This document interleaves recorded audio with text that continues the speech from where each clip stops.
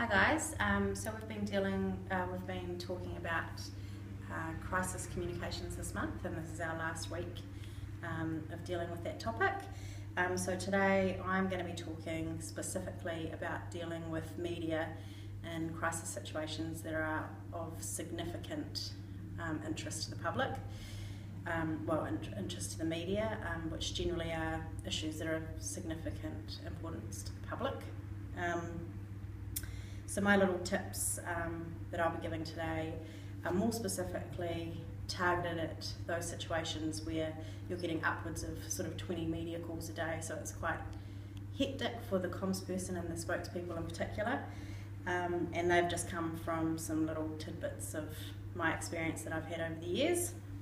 So as I said, I've dealt with these kind of situations before in my previous job, where the crisis was concerning the public's health, which obviously generated massive media interest.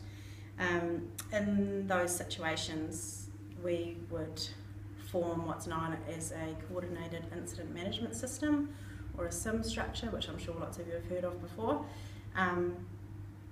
And what that basically involves is different experts within the organisation, within the field, having certain roles, so whether that be planning and intel, logistics, communications, basically whenever there's different agencies involved in minimising the damage or the risk of a certain situation, the structure would be put in place, and it just helped us all coordinate what we were doing, the response, and therefore the communication out to the public. So for me, I was dealing with the spokespeople, who are the experts on the subject a lot in comms, which meant setting up a little system. So, I was getting multiple phone calls all the time, and so what I would do would be, write down the request on a post-it note, put it up on the whiteboard for that person. They'd come along, take it off, deal with the call, throw it away. That was just our little system of making sure we weren't missing anybody's request.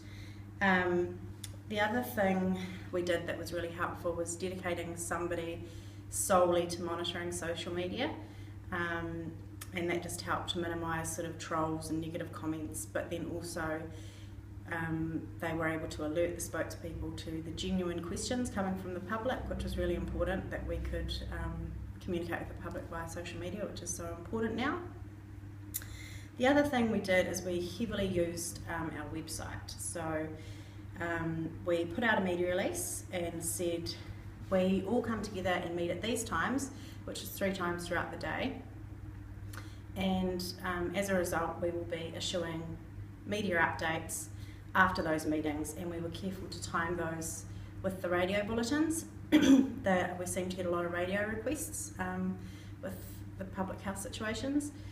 So we timed them so that the updates went out before the 8 AM, 12 noon and 6 PM bulletins. We took it a step further even, and we would put high resolution images of the spokespeople on the website for the media to download if they wanted them. We put sound bites from the spokespeople for radio if they wanted them. Anything that we were kind of picking up fairly quickly that this was the sort of thing the media are after, and anything we could do to take the pressure off that phone going and off the spokespeople, who, because they're often the expert in the field, are busy doing other things as well. So yeah, those were some really good tips. I think that was about it. So thank you, hope you find it useful.